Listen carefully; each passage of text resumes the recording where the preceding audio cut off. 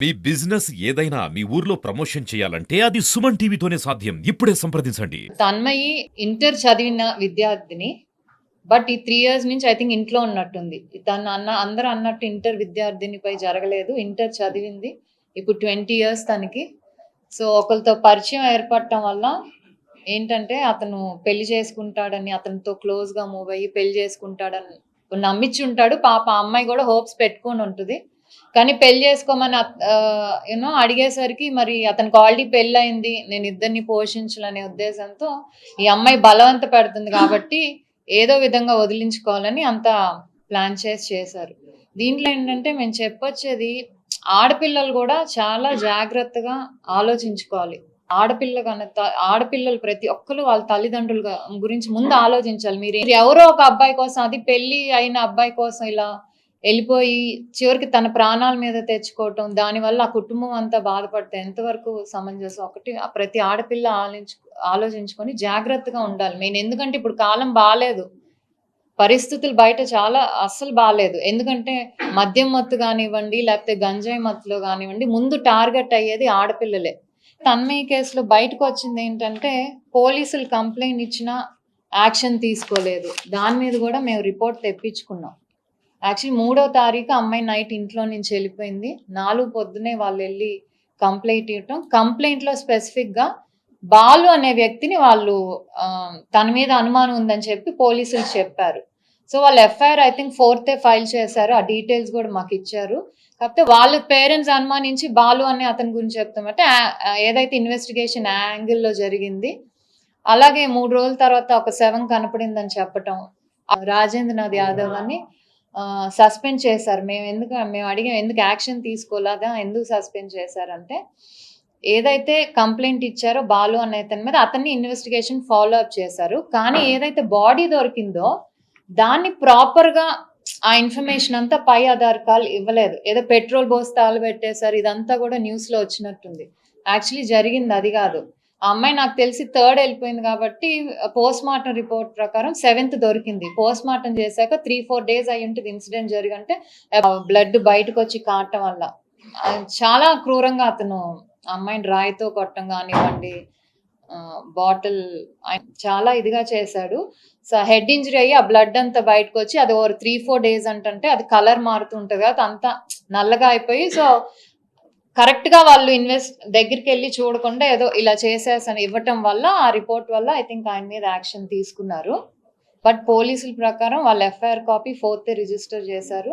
వెంటనే అక్యూజ్డ్ని కూడా వాళ్ళు ఇది తీసుకొని కేసు ఆల్రెడీ రిమాండ్ పంపించారు. సత్యసాయి జిల్లాలో ఏదైతే మైనర్ తన మీద జరిగిందో దాదాపు 2 ఇయర్స్ నుంచి ఫస్ట్ ఒక్కడు లొంగ తీసుకుంటూ ఉన్నాడు. తర్వాత వన్స్ ఆ వీడియో ఏదైతే బయటకు వెళ్ళిందో ఇంకా వరుసగా అతని ఫ్రెండ్స్ వీళ్ళందరూ కూడా ఆ అమ్మాయిని టార్గెట్ చేయటం, నువ్వేమన్నా బయటికి చెప్తే ఈ వీడియోస్ అన్ని బయటపడతా అంటూ దాదాపు ఆల్మోస్ట్ 15 మెంబర్స్. ఇమాజిన్ ఆ అమ్మాయి ఎంత మెంటల్ ట్రామా అనుభవించిందో ఆ 2 ఇయర్స్ నుంచి. అమ్మాయి తల్లికి చెప్పుకోలేదు, బయటికి చెప్పాలంటే భయం ఏమవుతుందో అని, ఆ వీడియో సర్క్యులేట్ చేస్తారేమోనని. సో ఇదంతా జరుగుతుంటే తల్లికి ఎందుకో 2 ఇయర్స్ తర్వాత అనుమానం వచ్చి, అంటే బాడీలో చేంజెస్ వస్తాయి కదండి, ఎందుకు అనుమానం చేస్తే అప్పుడు ప్రెగ్నెన్సీ పాజిటివ్ అని తెలిస్తే దాన్ని మనం అప్పుడు ఆ విషయం ఏదైతే ఇన్వాల్వ్ అయి ఉన్నారో వాళ్ళకి తెలిసి ఆ తల్లి కూతుర్ని బంధించి ఒక రూమ్లో లాక్ చేస్తే చుట్టుపక్కల వెళ్ళి పోలీస్ స్టేషన్లో కంప్లైంట్ ఇచ్చారు. సో అది అలా బయటకు వచ్చింది అనమాట.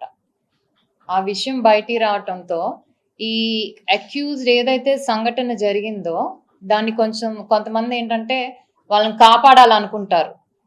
సో అలా ఫస్ట్ ఏదైతే 15 అక్యూజ్డ్ ఉన్నారో దాంట్లో ఇప్పుడు కొత్తగా నిన్న ప్రకారం ఆల్మోస్ట్ ఇంకో 3ని చేర్చారు. ఈ 3 హార్బరర్స్ అనమాట. అంటే క్రైమ్ జరిగిందని సపోర్ట్ చేస్తూ వాళ్ళకేమి శిక్ష పడకుండా ఏదో అది చేయాలని చూసిన వాళ్ళు. సో ప్రస్తుతానికి ఆల్రెడీ 16 మెంబర్స్ రిమాండ్కి వెళ్ళారు. ఇంకా 2 మిస్సింగ్. వాళ్ళ కోసం అయితే పోలీసులు వెతుకుతున్నారు. సో ఇంకా ముందు ఎంక్వైరీలో, బికాస్ 2 ఇయర్స్లో ఇంత పెద్ద లాంగ్ టైం కాబట్టి ఎంతమంది ఇన్వాల్వ్ అయ్యారో కూడా డే బై డే ఇన్వెస్టిగేషన్లో బయటపడుతుంది అనమాట. ఏంటంటే ఫస్ట్ ఆడపిల్లల్లో భయం పోవాలండి. మనకి స్టేట్ వైడ్ అంతా కూడా ఒకే టోల్ ఫ్రీ నంబర్ ఉంది 181 అని. అది వన్ స్టాప్ ఎక్కడ ఏది ఇష్యూ ఉన్నా ఆడపిల్లలు ధైర్యంగా ఆ నంబర్కి చేస్తే వెంటనే మీ దగ్గరికి వచ్చి దానికి సంబంధించిన వన్ స్టాప్ సెంటర్స్ ప్రతి జిల్లాల్లో ఉంటాయి.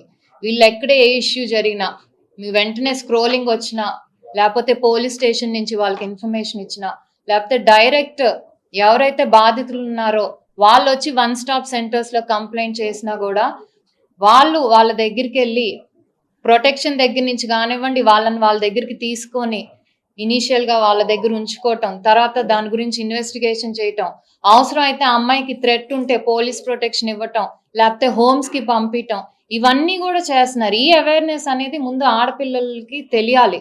మనం దేనికి భయపడక్కర్లేదమ్మా, మనం ఏం తప్పు చేయలేదు. ఎప్పుడైనా తప్పు చేసినాడే బెదిరిస్తాడు, భయపెట్టాలని చూస్తాడు. అలాంటిది మీరు ధైర్యంగా, ఆడపిల్లలు ధైర్యంగా ఉండి పర్లేదు, వీడియో వస్తే ఏముందమ్మా, సైబర్ క్రైమ్ ఉంది, వాళ్ళకి కంప్లైంట్ చేస్తే ఆ వీడియో సర్క్యులేట్ అవ్వకుండా ఆపేస్తారు. కానీ ఇంత బాధ అనుభవిస్తూ 2 ఏళ్లుగా బాధ అనిపించాల్సిన అవసరం అయితే ఏ ఆడపిల్లకి లేదు.